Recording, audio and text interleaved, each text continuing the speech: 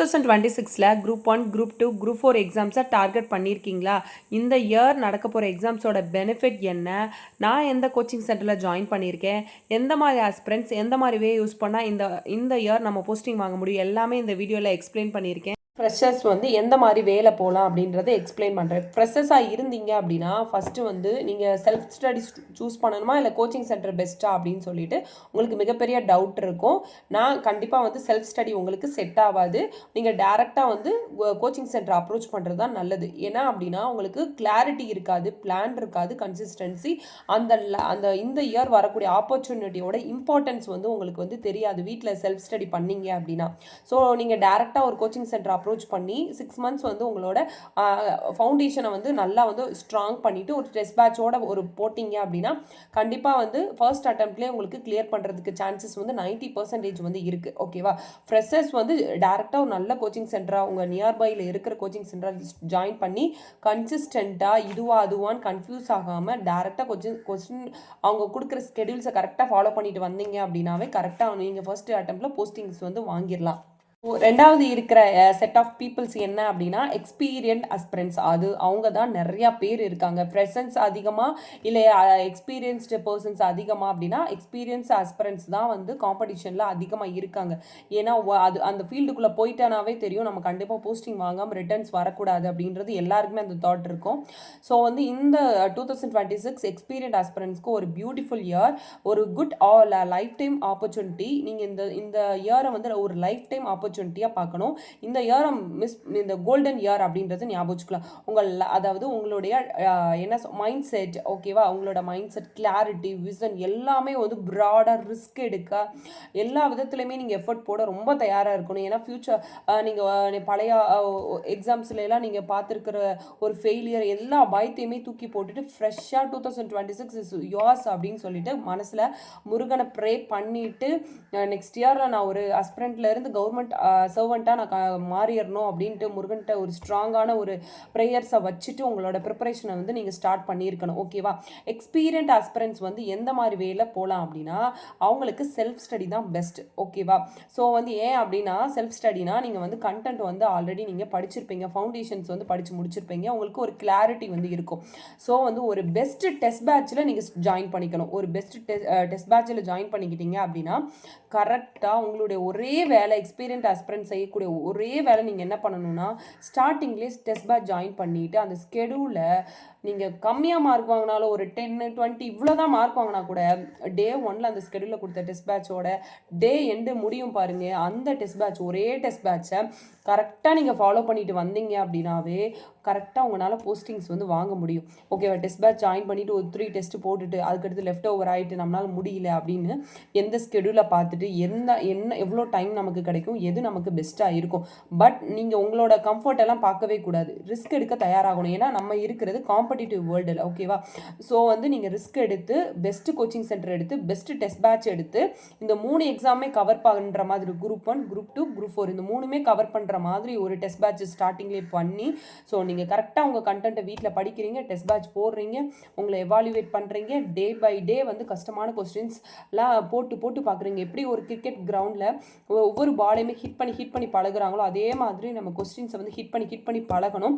அப்போ தான் ஃபைனல் மேட்ச்சில் நம்மளால் நல்ல ஸ்கோர்ஸ் வந்து எடுக்க முடியும். ஓகேவா? எங்கேயுமே ஒரே நாளில் நம்ம லைஃப்பில் மேஜிக் நடந்துடாது. நம்ம டெய்லி பண்ணுற எஃபர்ட்டு தான் நமக்கு அன்றைக்கி டேவாக இருந்தால் கூட லக் ஆஃப்டரை வந்து நம்ம லைஃப்பில் வந்து கொண்டு வரும். ஓகேவா? நல்ல ஒரு நம்மளால் திங்கிங் எபிலிட்டி நல்லா அந்த 3 ஹவர்ஸாக நம்ம லைஃப்பில் வந்து ஒரு பெஸ்ட் கோல்டன் ஹவர்ஸாக நம்ம லைஃப்பில் வந்து கொண்டு வரும். ஓகேவா? நீங்கள் ஃபஸ்ட்டு ஸ்டார்ட் பண்ண வேண்டியது மார்னிங் எந்திரிச்சோடனே முருகன் கிட்ட ஸ்ட்ராங்கான ப்ரேயர், அது ஒரு ரொட்டீன், ஒரு study plan and test batch day 1லேருந்து நீங்கள் ப்ரிப்பரேஷனில் ஸ்டார்ட் பண்ணிடணும். அப்போ தான் எக்ஸ்பீரியன்ட் ஆஸ்பிரன்ஸ் வந்து நீங்கள் வந்து இந்த 1000 ரேங்க்குள்ளே இந்த குரூப் 1, குரூப் 2, குரூப் 4 இந்த 3 இதுலேயுமே உங்களால் போஸ்டிங்ஸ் வந்து வாங்க முடியும். ஓகேவா? ஒரே மந்த்ரா என்ன அப்படின்னா டெஸ்ட் பேட்சை கரெக்டாக படித்து டெஸ்ட் பேட்ச் எழுதுறது. ஸோ தப்பாக இருந்தாலும் அது எரர் நோட் அப்படின்னு சொல்லி ஒரு நோட் போட்டு ஸோ நம்ம ராங்கான கொஸ்டின்ஸ்க்கு ஒரு எக்ஸ்பிளனேஷன் ப்ளஸ் வந்து எந்த ஏரியா மிஸ் அவுட் பண்ணியிருக்கோம் அப்படின்னா அந்த கொஸ்டினை வந்து கரெக்டாக நோட் பண்ணி டிஸ்கஷன்ஸை நோட் பண்ணி டே 1லேருந்து அந்த டெஸ்ட் பேட்ச் வந்து முடிகிற வரைமே நம்ம கம்ப்ளீட் பண்ணிட்டு வந்தோம் அப்படின்னா கண்டிப்பாக நம்மளால் போஸ்டிங்ஸ் வந்து வாங்க முடியும். நான் எந்த டெஸ்ட் பேட்சில் ஜாயின் பண்ணியிருக்கேன் அப்படின்னா நான் வந்து சங்கர் ஐஏஎஸ் அகாடமியோட டெஸ்ட் பேட்ச் குரூப் 1 டெஸ்ட் பேட்ச்சில் வந்து ஜாயின் பண்ணியிருக்கேன்.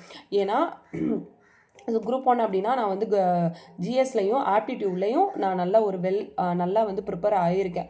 ஸோ ஆல்ரெடி மெயின்ஸ் வேறு போனதுனால ஸோ அதனால நான் குரூப் 1 வந்து டெஸ்ட் பேட்சில் வந்து ஜாயின் பண்ணியிருக்கேன். நான் இன்னும் வந்து தமிழில் வந்து பேசிக் அந்த ஃபவுண்டேஷன் தான் இன்னும் வந்து நான் கவர் பண்ணிகிட்ருக்கேன். ஸோ கவர் பண்ணதுக்கப்புறம் நான் ஒரு டெஸ்ட் பேட்சில் வந்து ஜாயின் பண்ணிக்கலான் இருக்கேன். ஸோ நம்ம ஃபவுண்டேஷன்ஸே முடிக்காமல் டேரெக்டாக டெஸ்ட் பேட்ச் ஜாயின் பண்ணோம் அப்படின்னா நமக்கு ஒரு ஸ்ட்ரெஸ் க்ரியேட் ஆயிரும். அந்த ஜேர்னி ஹாப்பியாக இருக்காது. ஸோ அதனால குரூப் 1 வந்து டெஸ்ட் பேட்ச் வந்து ஜாயின் பண்ணியிருக்கேன். ஜிஎஸ் ப்ளஸ் வந்து ஆப்டிடியூட் மட்டுமே. ஸோ அதில் வந்து நம்ம ப்ரிப்பராக இருந்தோன்னா இப்போ குரூப் 4 வருது அப்படின்னா குரூப் 4லையும் குரூப் 2லையும் தமிழ் வரும்பொழுது நம்ம வந்து ஃபவுண்டேஷன் கிளியர் பண்ணி டெஸ்ட் பேட்ச் போடும்போது இன்கேஸ் வந்து தமிழில் கொஞ்சம் டஃப்பாக போன வட்டம் அது கேட்டுட்டாங்க அப்படின்னா நம்மளால் ஜிஎஸ்லையும் ஆப்டிடியூட் நல்ல ஸ்கோர் எடுக்க முடியும். ஸோ அதனால வந்து குரூப் 1 டெஸ்ட் பேட்சில் வந்து ஜாயின் பண்ணிட்டு இருக்கேன். நல்லபடியாக டெஸ்ட் பேட்ச் வந்து போயிட்டு இருக்கு. ஸோ நீங்களும் ஒரு நல்ல ஒரு டெஸ்ட் பேட்சில் வந்து ஜாயின் பண்ணுங்கள். உங்களோட ப்ரிப்பரேஷன்ஸை ரிஸ்க் எடுத்து ஜாயின் பண்ணுங்கள். உங்களை மட்டும்தான் இந்த இயரில் நீங்கள் ஃபோக்கஸ் பண்ணணும். உங்களுக்கு நடக்கக்கூடிய ப்ராப்ளம்ஸ் இதெல்லாம் எதை பற்றியுமே வியூ பண்ணாதீங்க. ஒரு லிட்டில் ஒரு பாலம் மாதிரி தான் இருக்குது. இந்த இடத்துல இப்போ நீங்கள் ஆஸ்பிரண்ட் லைஃப்பை வந்து லீட் பண்ணிகிட்ருக்கீங்க. அங்கே நிறைய ஸ்ட்ரெஸ் இருக்கும், பயம் இருக்கும். ஐயோ நம்ம லைஃப் வந்து இப்படியே போயிருமா, இந்த இடத்துலேருந்து அந்த லைஃப் உங்களுக்கு வந்து விஷுவல்னா நம்ம இப்படி லைஃப் வாழணும் அப்படின்னு நிறைய ஆசைகள் இருக்கும். பட் வந்து இந்த இடத்துல பயங்கர போராட்டம் இருக்கும். ஸோ அந்த பாலத்தில் அழகாக நடந்து போயிட்டீங்க அப்படின்னா அங்கே வந்து கவர்மெண்ட் சர்வெண்ட் லைஃப் ஸ்டைல் வந்து ஒன்று காத்துட்ருக்கு. ஓகேவா, இதெல்லாம் தாங்கிட்டு நீங்கள் அந்த பாலத்தில் நடந்து போயிட்டீங்க அப்படின்னா அந்த இடத்துல ஒரு பியூட்டிஃபுல் இயர் இருக்குது, பியூட்டிஃபுல் லைஃப் இருக்குது. ஓகேவா, அதை இமேஜின் பண்ணிவிட்டு டெய்லி முருகன் கிட்ட ஸ்ட்ராங் ப்ரேயரை வச்சு உங்கள் டேவை ஸ்டார்ட் பண்ணுங்கள். முருகன் கண்டிப்பாக நமக்கான போஸ்டிங்ஸை நம்ம கன்சிஸ்டண்ட்டாக ஃபாலோ பண்ண வேண்டியது நம்மளோட கடமை. நமக்கு போஸ்டிங் வாங்கி தர வேண்டியது முருகனோட கடமை. ஸோ அந்த ஒரு இதை வச்சுட்டு நம்ம இந்த இயரை ரொம்ப பியூட்டிஃபுல்லாக, ரொம்ப சக்ஸஸ்ஃபுல்லாக, ரொம்ப ஜாலியாக நம்மளோட ப்ரிப்பரேஷன்ஸை வந்து நல்லா படிக்கணும். வீட்டிலேருந்து செல்ஃப் ஸ்டடி பண்ணி டெஸ்ட் பேட்ச் போடணும். இவ்வளோ தான். லைஃப்பில் என்னென்னவோ பண்ணிகிட்டு இருக்காங்க, நம்ம இதை பண்ண மாட்டோமா அப்படின்ற ஒரு தாட்டோட உங்கள் ஜேர்னியை வந்து ஸ்டார்ட் பண்ணணும். ஓகேவா, நீங்கள் இந்த டேவே இப்போ இந்த வீடியோ பார்க்குறீங்க அப்படின்னா நீங்கள் எந்த மாதிரி ஆஸ்பிரண்ட் உங்களுக்கு எது சூட் ஆகும், ரிஸ்க் எடுக்கணும். இந்த இயர் எனக்கு ஒரு கோல்டன் இயர். ஸோ என்னென்னலாம் நான் பண்ணணும் ஒரு டீட்டெயிலாக 2 hours உட்காந்து சிந்திச்சு உங்களை இந்த டேல இருந்து கூட உங்களோட ப்ரிப்பரேஷன் ஸ்டார்ட் பண்ணுங்கள். கண்டிப்பாக அந்த 3 போஸ்டிங்கில் ஒரு போஸ்டிங்கை ஒரு சீட் ஒரு கவர்மெண்ட் சர்வெண்ட்டாக நீங்கள் சேஞ்ச் ஆக முடியும். உங்களுக்கு முருகனும் நானும் டிஎன்பிசி சேனல் ஃப்ரெஷன்ஸாக இருந்தாலும் சரி, எக்ஸ்பீரியன்ட் ஆஸ்பிரன்ஸாக இருந்தாலும் உங்களுக்கு ஒரு எமோஷ்னலாக ஒரு நல்ல ஒரு பாண்டிங்கோட நிறைய கைட் பண்ணி நிறைய கண்டென்ட் வீடியோலாம் நிறையா கொடுத்து நாங்கள் உங்களோட ஜாயின் பண்ணுவோம். நீங்களும் எங்களோட ஜேர்னியில் ஜாயின் பண்ணிக்கோங்க. நிறையா பேர் வந்து சப்ஸ்கிரைப் பண்ணாமல் பார்க்குறீங்க. சப்ஸ்கிரைப் பண்ணிவிட்டு ஆல் நோட்டிஃபிகேஷனையும் டச் பண்ணிடுங்க. ஸோ அப்போ தான் நாங்கள் கண்டென்ட் கண்டினியூவாக போடும்போது உங்களால் பார்க்க முடியும். ஒன்று ரெகுலராக வீடியோஸ் வரும். தேங்க்ஸ் ஃபார் வாட்சிங்.